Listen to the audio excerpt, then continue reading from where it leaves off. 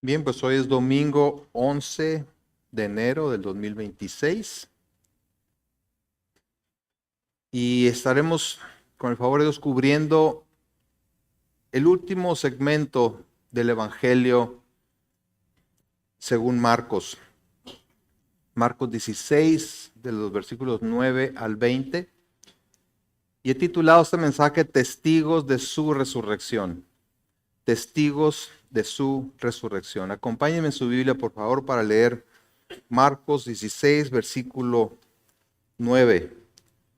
Dice así: habiendo pues resucitado Jesús por la mañana, el primer día de la semana, apareció primeramente a María Magdalena, de quien había echado 7 demonios. Yendo ella, lo hizo saber a los que habían estado con él, que estaban tristes y llorando. Ellos, cuando oyeron que vivía y que había sido visto por ella, no lo creyeron. Pero después apareció en otra forma a 2 de ellos que iban de camino yendo al campo. Ellos fueron y lo hicieron saber a los otros, y ni aun a ellos creyeron. Finalmente se apareció a los 11 mismos, estando ellos sentados a la mesa, y les reprochó su incredulidad y dureza de corazón, porque no habían creído a los que le habían visto resucitado. Y les dijo: id por todo el mundo y predicad el evangelio a toda criatura. El que creyere y fuere bautizado será salvo, mas el que no creyere será condenado. Y estas señales seguirán a los que creen. En mi nombre echarán fuera demonios, hablarán nuevas lenguas, tomarán en las manos serpientes, y si bebieren cosa mortífera, no les hará daño. Sobre los enfermos pondrán sus manos y sanarán. Y el Señor, después que les habló, fue recibido arriba en el cielo y se sentó a la diestra de Dios. Y ellos, saliendo, predicaron en todas partes, ayudándoles el Señor y confirmando la palabra con las señales que le seguían. Amén.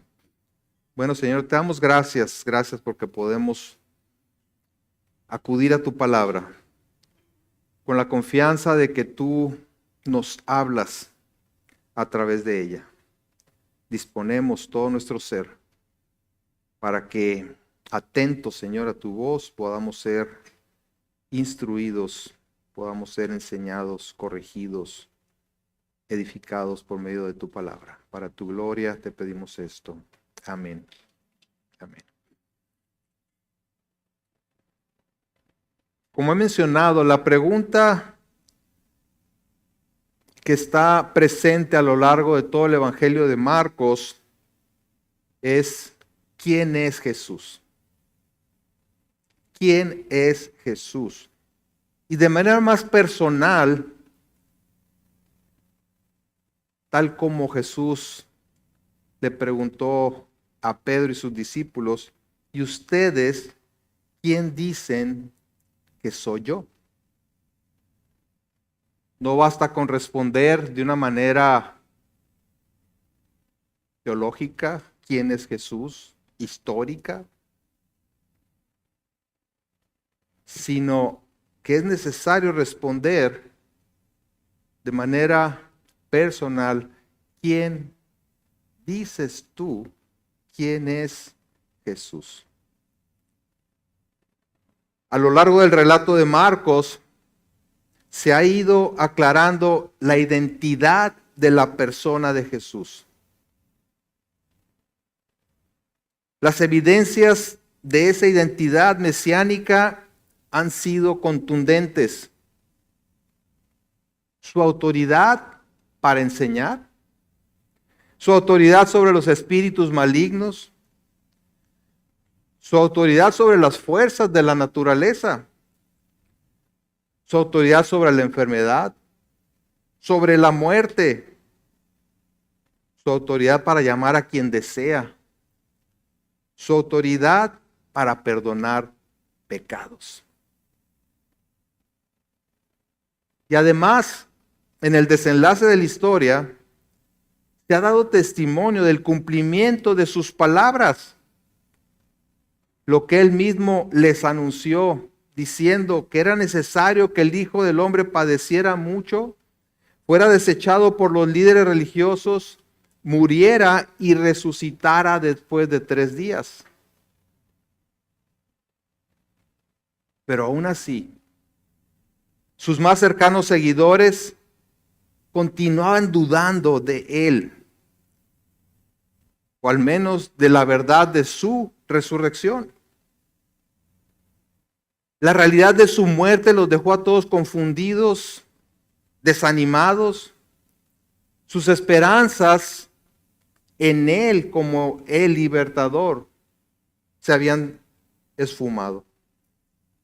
Tan tristes y desesperanzados estaban que no creyeron cuando algunos que lo vieron resucitado les dieron la noticia. Pero Jesús no desistió y se les apareció dando evidencia del cumplimiento de la promesa.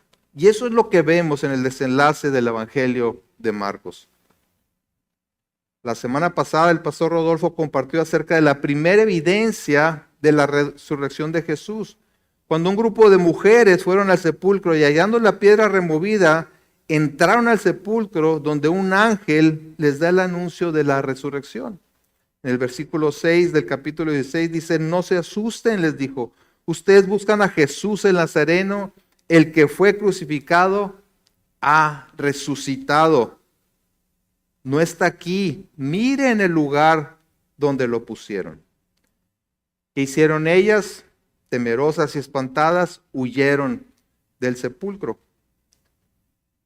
La sección que hoy estamos cubriendo, de los versículos 9 al 20, es lo que se conoce como el final largo, lo pongo entre comillas, de Marcos, ya que diversas traducciones no incluyen esta parte porque no está en algunos de los manuscritos antiguos. Sin embargo, hay que decir que este final que leemos hoy en la Reina Valera fue recibido y usado ampliamente por la iglesia primitiva. Y lo más importante es que su mensaje no añade doctrinas nuevas ni contradice la Escritura. La resurrección de Cristo, la misión y la fe que vemos aquí están claramente afirmadas en todo el Nuevo Testamento.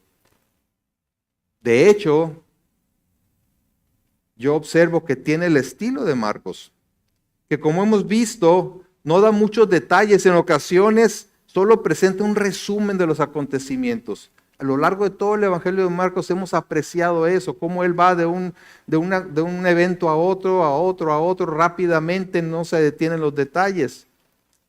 Porque lo importante en el mensaje que Dios da a través de Marcos es precisamente demostrar quién es Jesús.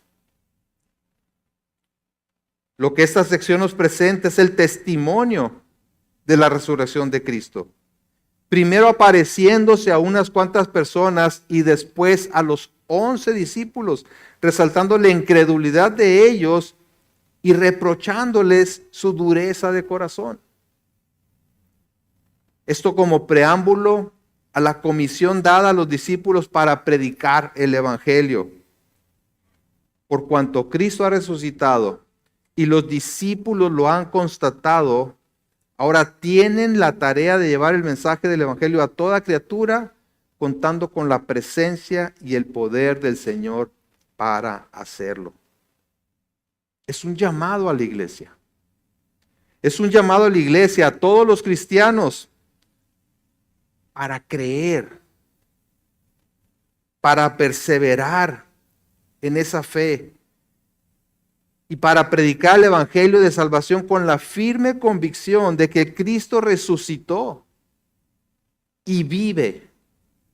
Sí, vive sentado a la diestra del Padre intercediendo por su iglesia. No los dejaré solos, lo dijo. Y ahora lo confirma Marcos.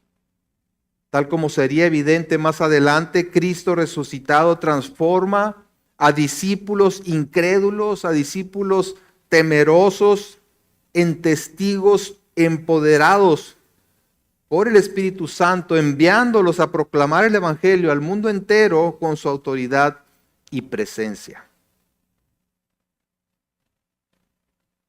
Veremos aquí a los discípulos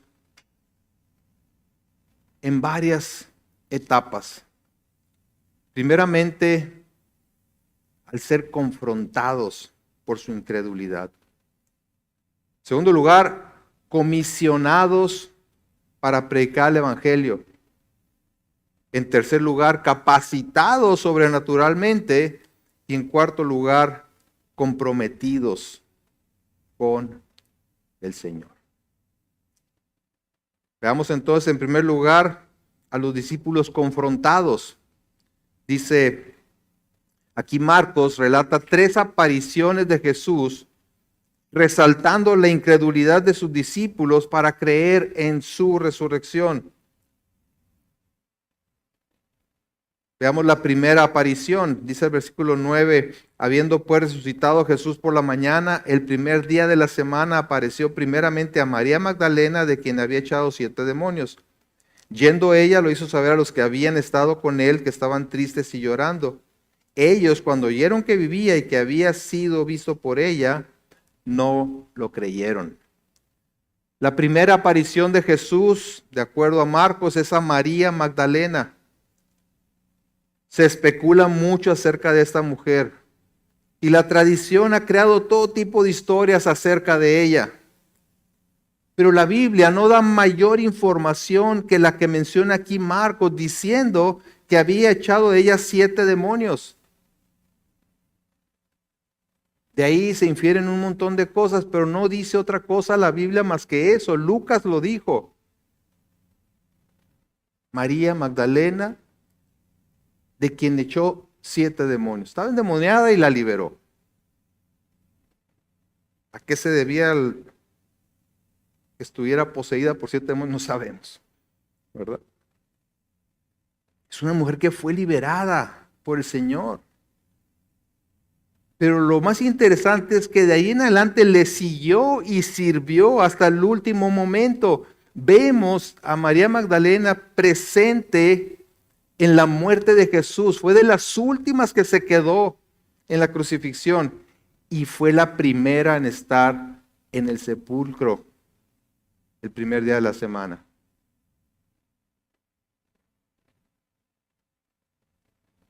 Dios la escogió. Por su gracia la escogió, otorgándole a una mujer pues insignificante para el mundo el privilegio de ser la primera en ver al Salvador resucitado. Pero también debemos reconocer que esta mujer fue la última, como les decía, la última en la cruz. Ella estuvo presente en la vida del Señor y era del grupo que servían al Señor y a sus discípulos y le seguían. Llegó al sepulcro cuando aún estaba oscuro, según lo que dice Juan. Su devoción al Señor no era solo de palabras, sino también demostrada con acciones. Y eso nos lleva a preguntarnos, ¿y qué de nosotros? ¿Qué de ti? ¿Anhelas estar ante la presencia del Señor en todo tiempo? ¿Buscas continuamente maneras de servirle? Como dice el salmista en el 42, como el siervo anhela las corrientes de agua, así suspira por ti, oh Dios, el alma mía. Mi alma tiene sed de Dios, del Dios viviente. ¿Cuándo vendré y me presentaré delante de Dios? Como un siervo sediento. Así debería ser nuestro deseo por estar ante el Señor. Esa es la actitud que vemos en María Magdalena y las otras mujeres que le siguieron, deseando estar a su lado y servirle en lo que pudieran. ¿Qué hace ella después de que Jesús se le aparece? Va y le comunica a los que habían estado con él. Así dice el pasaje. Es decir, a los discípulos, quienes estaban tristes y llorando. Sus esperanzas del Mesías libertador se habían esfumado con la muerte de Jesús. Y a pesar de que les había asegurado que resucitaría, aún no lo creían. Lucas, el evangelista, dice que a los discípulos les parecían locuras, disparates, esto de que el Señor había resucitado. Marcos entonces relata una segunda aparición, en esta ocasión a dos de ellos. Dice el versículo 12, pero después apareció en otra forma a dos de ellos que iban de camino yendo al campo. Ellos fueron y lo hicieron saber a los otros y ni aun a ellos creyeron. ¿Quiénes eran esos dos? Lucas dice que un tal Cleofas era uno de ellos, que junto con alguien más caminaban entre Jerusalén y Emaús, cuando Jesús se encontró con ellos en otra forma, es decir, sin que lo pudieran reconocer. Lucas relata que estos dos hombres iban comentando acerca de los acontecimientos cuando Jesús se acercó y comenzó a caminar con ellos, pero sus ojos estaban velados para que no lo pudieran reconocer. Si vamos a Lucas 24, versículo 17, es interesante la conversación que se dio ahí entre Jesús y estos dos hombres. ¿Pueden cerrar la puerta, por favor?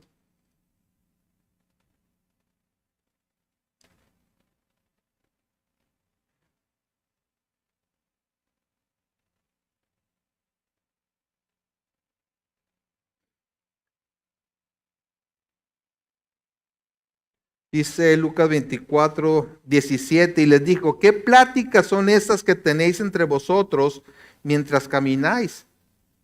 ¿Y por qué estáis tristes? Respondiendo uno de ellos, que se llamaba Cleofas, le dijo, ¿eres tú el único forastero en Jerusalén que no ha sabido las cosas que en ella han acontecido en estos días? Entonces él les dijo, ¿qué cosas? Y ellos le dijeron, de Jesús Nazareno, que fue varón profeta, poderoso en obra y en palabra delante de Dios y de todo el pueblo. Y cómo le entregaron los principales sacerdotes y nuestros gobernantes a sentencia de muerte y le crucificaron. Pero nosotros esperábamos que Él era el que había de redimir a Israel. Y ahora, además de todo esto, hoy es ya el tercer día que esto ha acontecido. Aunque también nos han asombrado unas mujeres de entre nosotros, las que antes del día fueron al sepulcro. Y como no hallaron su cuerpo, vinieron diciendo que también habían visto visión de ángeles, quienes dijeron que Él vive.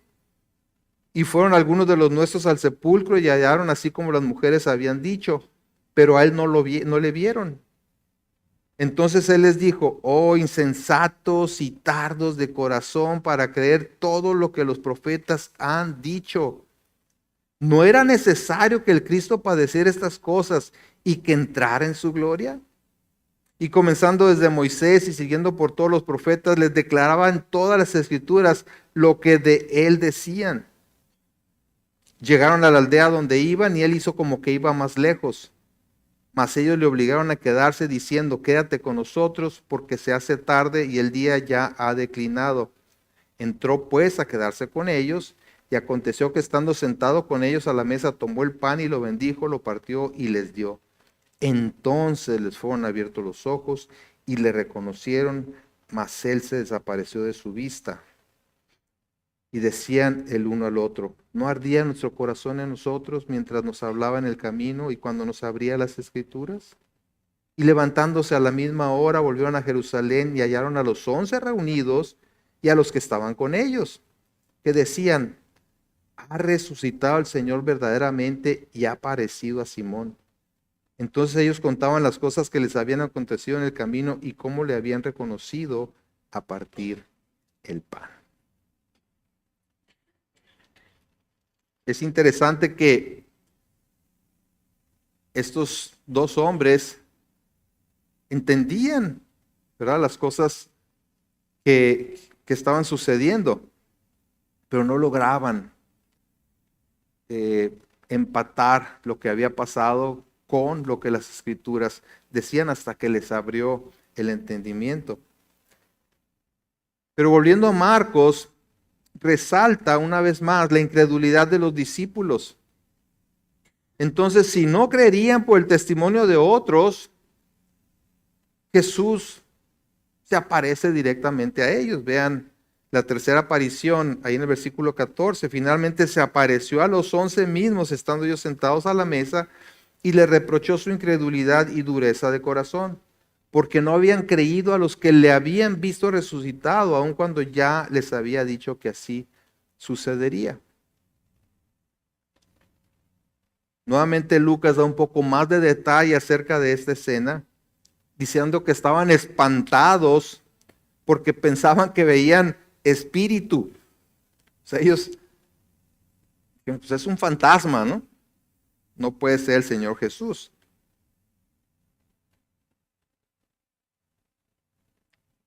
Entonces, ¿qué es lo que hace Jesús? Los reprende, ¿verdad? Los reprende por su incredulidad. Dice que le reprochó su incredulidad y dureza de corazón porque no habían creído a los que le habían visto resucitado. Ya les había dicho, ya les había demostrado quién era Él. Ya les había anunciado lo que tenía que pasar. Todo estaba como todo se había acomodado perfectamente a lo que Él había anticipado. Pero su incredulidad daba evidencia de la dureza de su corazón. Eran tantas las evidencias.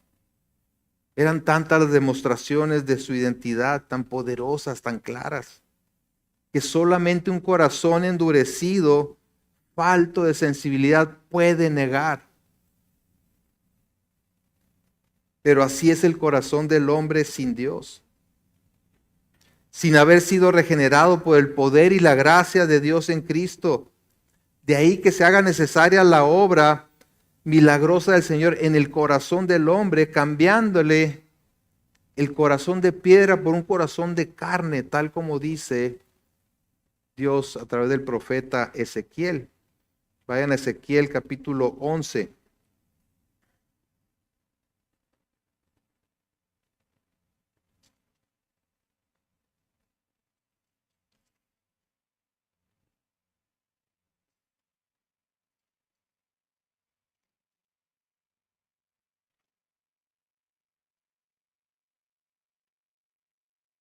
Ezequiel 11:17.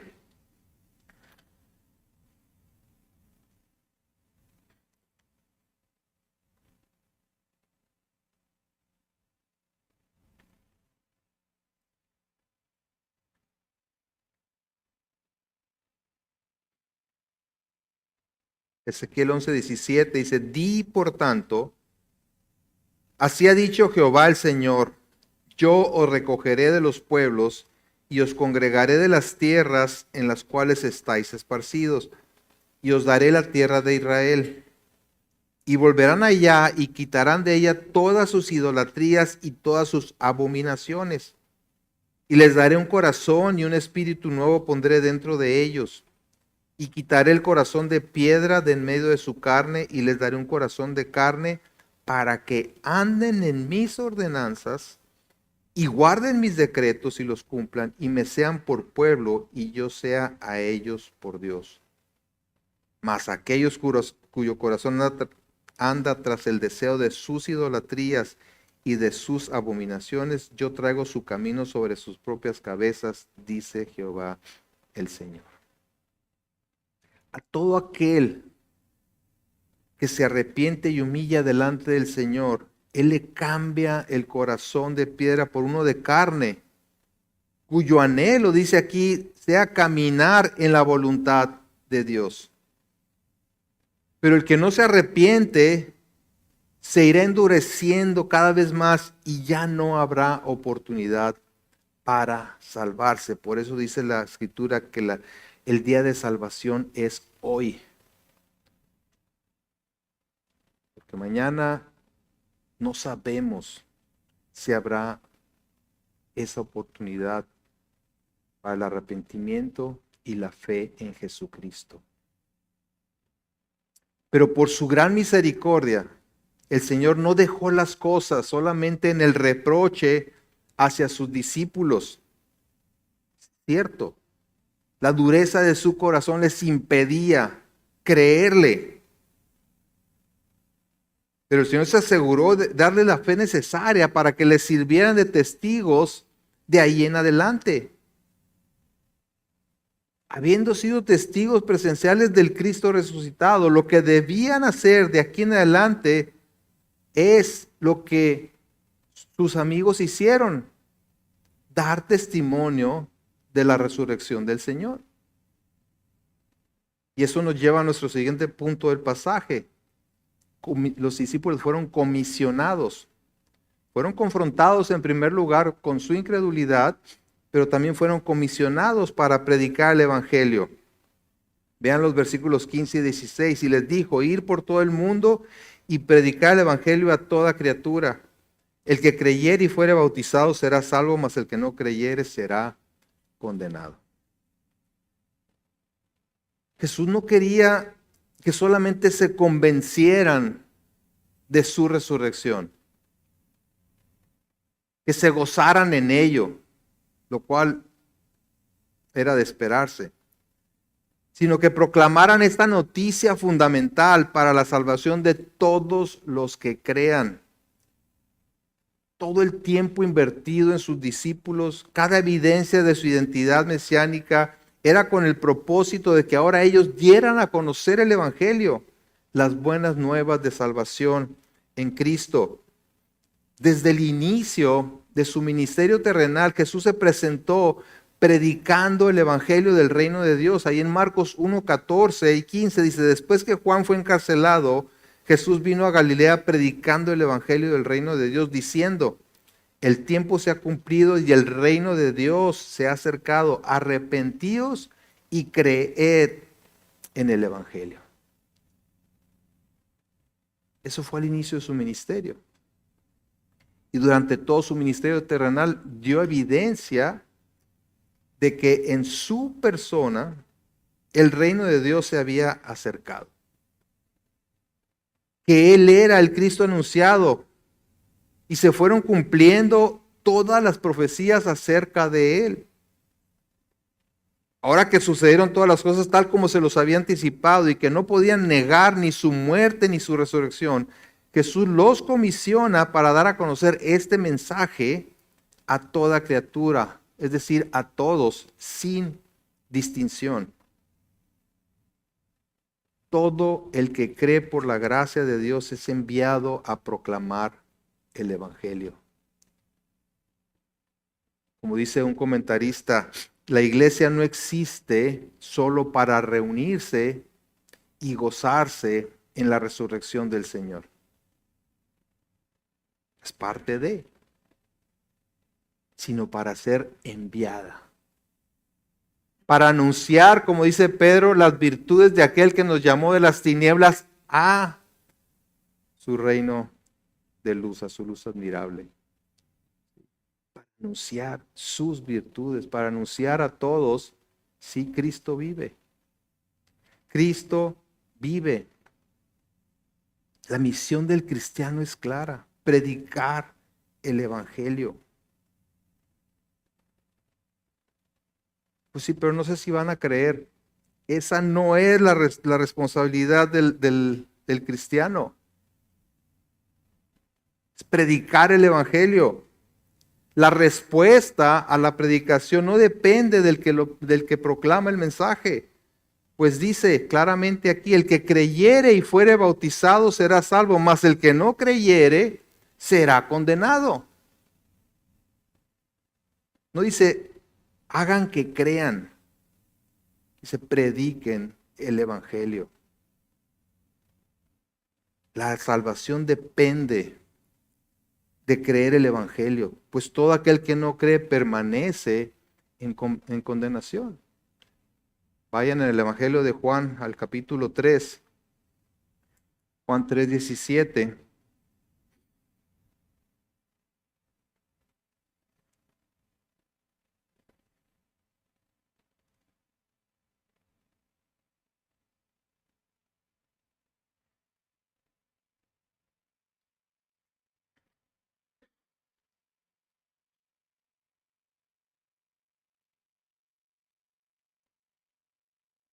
Casi todo el mundo conoce el versículo 16, ¿verdad? Juan 3:16. Porque de tal manera amó Dios al mundo que ha dado a su Hijo unigénito para que todo aquel que en él cree no se pierda, mas tenga vida eterna. ¿A qué vino Jesús? A dar vida eterna, ¿sí? A los que creen en él. Pero fíjense lo que dice el 17, porque no envió Dios a su Hijo al mundo para condenar al mundo, sino para que el mundo sea salvo por él. El que en él cree no es condenado, pero el que no cree ya ha sido condenado porque no ha creído en el nombre del unigénito Hijo de Dios. Y esta es la condenación, que la luz vino al mundo y los hombres amaron más las tinieblas que la luz porque sus obras eran malas. Entonces la comisión consiste en ir y predicar el Evangelio. La respuesta, eso ya es en la prerrogativa de Dios. Es por la fe en la persona y la obra de Jesús que alguien se salva. Y el bautismo es la manifestación pública de haber creído. El bautismo no salva, pero es importante dar ese paso como testimonio de la fe. Ahora, observen que no dice si lees la Biblia, si acudes a la iglesia, si te bautizas, si haces una oración para recibir a Cristo, entonces serás salvo. No dice eso, ¿verdad? Dice el que creyere. El que creyere será salvo. El requisito para la salvación es creer el Evangelio, y lo dijo Jesús, como ya mencioné al inicio de su ministerio. Arrepentíos y creer en el Evangelio. ¿Sí? No cualquier evangelio, sino el Evangelio de Jesucristo. Todo eso está en el contexto de la muerte y resurrección del Señor Jesucristo. Pablo lo pone en términos muy claros ahí en 1 Corintios 15. Vamos a 1 Corintios 15.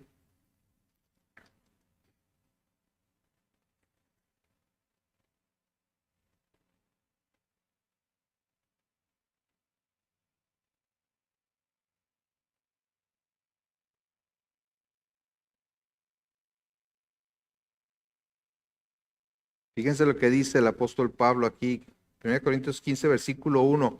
Además os declaro, hermanos, el evangelio que os he predicado, el cual también recibisteis, en el cual también perseveráis. Por el cual asimismo, si retenéis la palabra que os he predicado, sois salvos.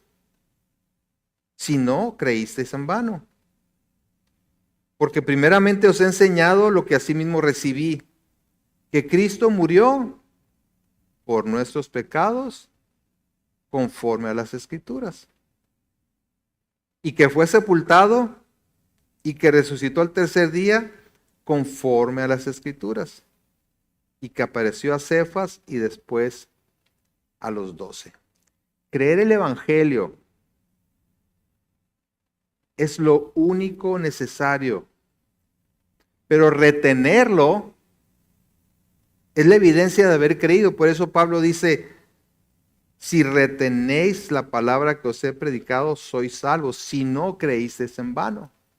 Alguien puede decir, es que yo creo, pero su vida no da ninguna evidencia de haber creído. No se puede jactar de ser salva esa persona. Y eso no porque nosotros podamos perseverar, sino porque Cristo nos garantiza que no nos abandonará. El verdadero creyente no va a abandonar la fe, que esa es la promesa que hizo el Señor. En el sentido contrario, no creer en el Evangelio de Jesucristo es permanecer condenado. Entonces la comisión fue proclamar el Evangelio, para lo cual Jesús les asegura que serían respaldados por el poder de Dios. Jesús ya no estaba con ellos, ya no estaría con ellos, ¿verdad? Pero les promete que serían capacitados sobrenaturalmente. Entonces fueron confrontados por su incredulidad, fueron comisionados para predicar el evangelio, pero también fueron capacitados, o sea, les dio la promesa de ser capacitados sobrenaturalmente. Vean los versículos 17 y 18. Y estas señales seguirán a los que creen, en mi nombre echarán fuera demonios, hablarán nuevas lenguas, tomarán en las manos serpientes, y si bebieren cosa mortífera, no les hará daño. Sobre los enfermos pondrán sus manos y sanarán. Ahora, no tengo tiempo de entrar en mucho detalle en esta parte, pero esta declaración ha sido muy mal aplicada en muchos contextos evangélicos. Se debe tener en cuenta que en la era de la iglesia primitiva, cuando empezó la iglesia, cuando se estaba fundando la iglesia y aún no estaba concluido el Nuevo Testamento, Dios le dio a los apóstoles la autoridad para hacer señales que los autenticaran como mensajeros de Él. Eran, por así decirlo, las credenciales que los identificaban como mensajeros del Señor y que les abrían puertas ante los judíos y gentiles. Ahora, Dios es Dios. Dios puede hacer milagros y usar a quien Él quiera para ello. Pero una vez terminado el Nuevo Testamento, una vez terminado todo el canon de la Biblia, ya no hay más apóstoles y profetas con nueva revelación. El fundamento sobre el cual se edifica la iglesia es la palabra de Dios dada a través de ellos. Ese es el fundamento sobre el cual la iglesia va creciendo, va siendo edificada. Y las señales, en este caso, no son el centro del mensaje, sino su confirmación. En ese entonces eran la confirmación del mensaje. El énfasis está en la autoridad de Cristo. En mi nombre, dice, en mi nombre. Por su autoridad. Es que podrían hacer esas cosas. Pero también se debe considerar que no está animándolos a coger serpientes o a beber veneno. ¿Sí? No les está diciendo, vayan y a ver, hagan la prueba. Es más, aquí traigo un poco de veneno, ahorita lo voy a pasar. Vamos a ver quién es verdadero creyente, ¿verdad? No les está diciendo, vayan y hagan esto. Se van a ver señales que los van a autenticar como mis enviados, es lo que les está diciendo. En una ocasión Pablo fue mordido por una serpiente venenosa en Malta y no le pasó nada ante el asombro de los habitantes de esa isla.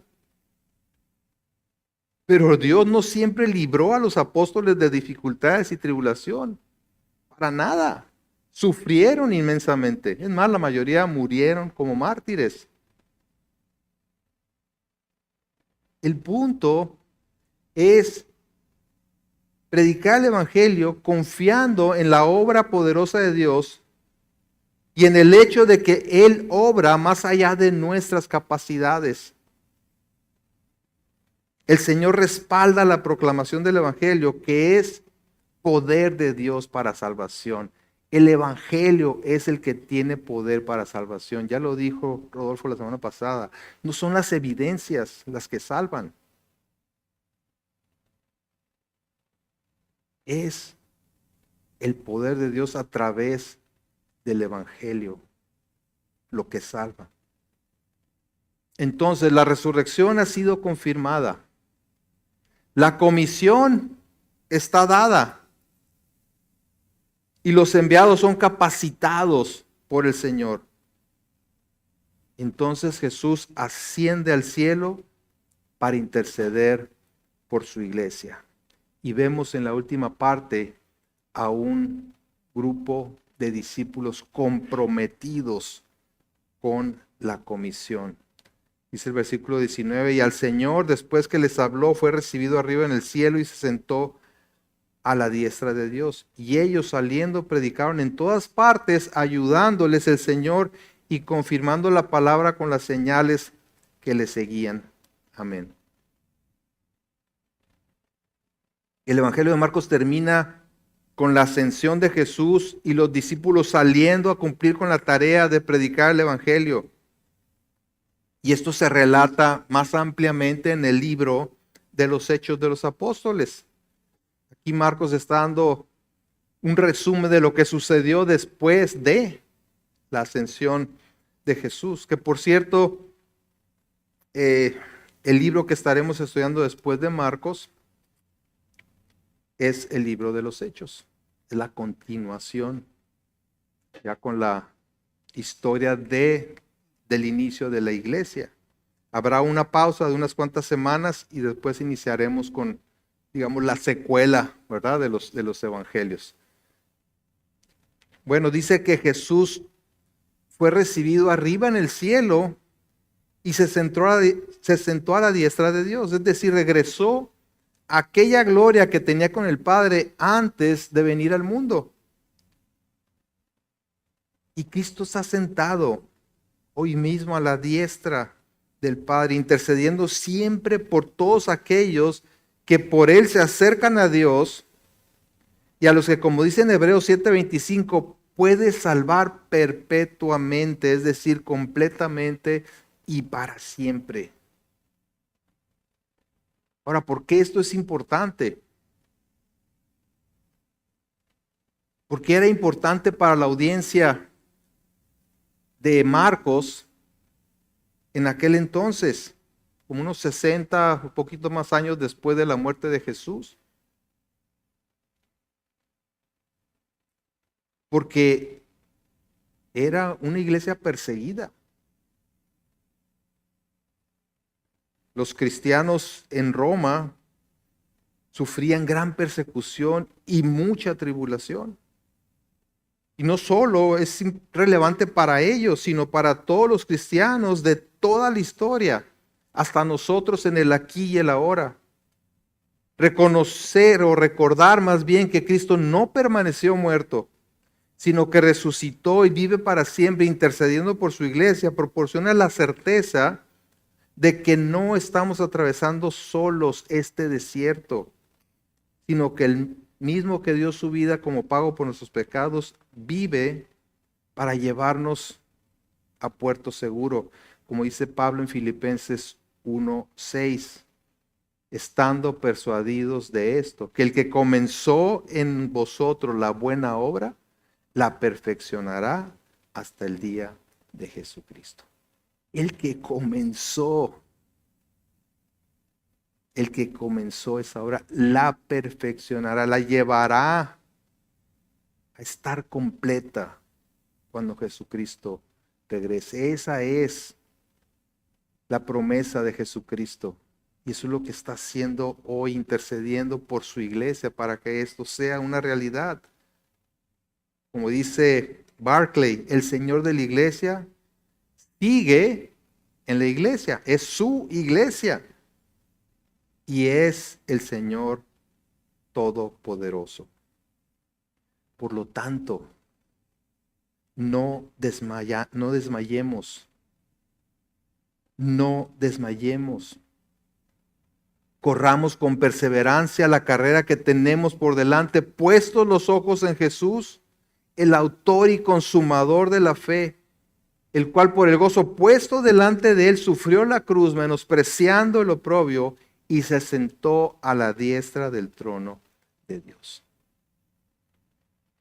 Es un llamado a no desmayar, a no tirar la toalla, a no desanimarnos ante las circunstancias de la vida. Cristo reina exaltado y sigue obrando activamente a través de su iglesia, a la que protege y asegura para siempre. ¿Quién nos separará de su amor? Dice Pablo en su carta a los Romanos. ¿Quién nos separará de su amor? ¿Tribulación? ¿Angustia? ¿Persecución? ¿Hambre? ¿Desnudez? ¿Peligro? ¿Espada? Como está escrito, Por causa de ti somos muertos todo el tiempo, somos contados como ovejas de matadero. Antes en todas estas cosas somos más que vencedores por medio de aquel que nos amó. Por lo cual, dice, por lo cual estoy seguro de que ni la muerte, ni la vida, ni ángeles, ni principados, ni potestades, ni lo presente, ni lo porvenir, ni lo alto, ni lo profundo, ni ninguna otra cosa creada nos podrá separar del amor de Dios que es en Cristo Jesús, Señor nuestro. Esa es la realidad de la resurrección de Cristo. ¿Sí? Venció a la muerte. Y en Él estamos seguros. Continuemos trabajando con paciencia y perseverancia, predicando el Evangelio, enseñando, animando, exhortando, orando, todo con la plena seguridad de que nuestro trabajo no es en vano y no estamos solos. La conclusión de Pablo en su disertación acerca de la resurrección, ahí en el capítulo 15 de Corintios, es muy apropiada. Vamos a 1 Corintios 15, al final.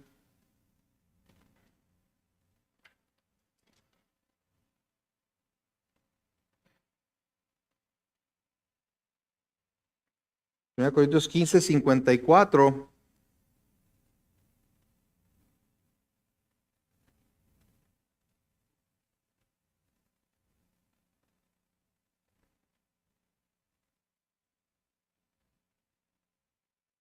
El 53 dice, porque es necesario que esto corruptible se vista de incorrupción y esto mortal se vista de inmortalidad.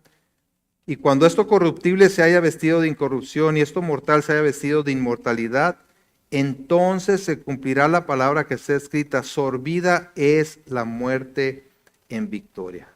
Es decir, la muerte ha sido devorada por la victoria. Por tanto, versículo 55, ¿dónde está, oh muerte, tu aguijón? ¿Se acuerdan de la ilustración de la abeja? ¿Sí? Ya no tiene aguijón, ya no puede hacer daño. ¿Dónde está, oh muerte, tu aguijón? ¿Dónde, oh sepulcro, tu victoria? El sepulcro que no pudo retener al Señor Jesucristo. Ha abierto la posibilidad para que todo el que en Él confíe tenga también la vida eterna.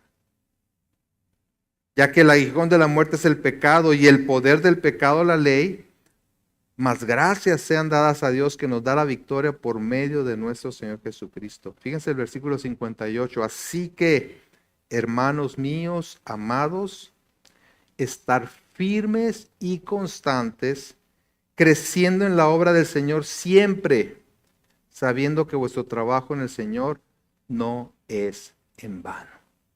Tiene una aplicación práctica muy importante.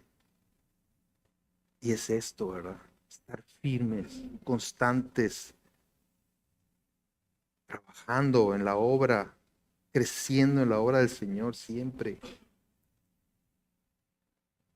Sabiendo que vuestro trabajo en el Señor no es en vano. Yo te invito a hacer un examen de conciencia para saber si realmente crees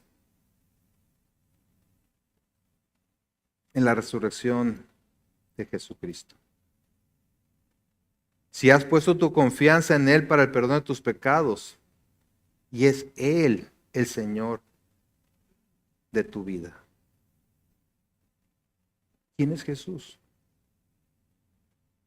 ¿Quién es Jesús en tu vida? No contestes como muchos contestan. Les preguntas, ¿quién es Jesús? Oh, es el Salvador del mundo. Y para ti, ¿qué implicación tiene eso? ¿Es tu Salvador? Y si dices que es tu Salvador, ¿por qué es tu Salvador? Porque si dices que es tu Salvador es porque reconoces primeramente que necesitabas salvación por causa de tus pecados. Y te arrepientes y crees que Él al ir a la cruz y morir ahí, siendo justo, pagó por tus pecados. En Él has sido justificado. Pero que vive.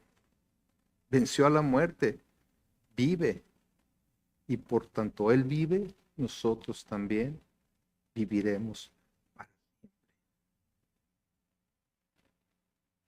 Si has creído este anuncio, ¿qué estás haciendo para propagar el mensaje del Evangelio? La vida cristiana se vive en la presencia y en el poder del que fue crucificado y ha resucitado, y habiendo sido exaltado, permanece intercediendo por su iglesia. Por lo tanto, vayamos, iglesia, vayamos, vivamos y proclamemos este mensaje de vida. Padre, gracias. Gracias por tu amor y tu misericordia. Gracias por que nos recuerdas que ha sido tan grande tu amor que diste a tu Hijo para morir en nuestro lugar.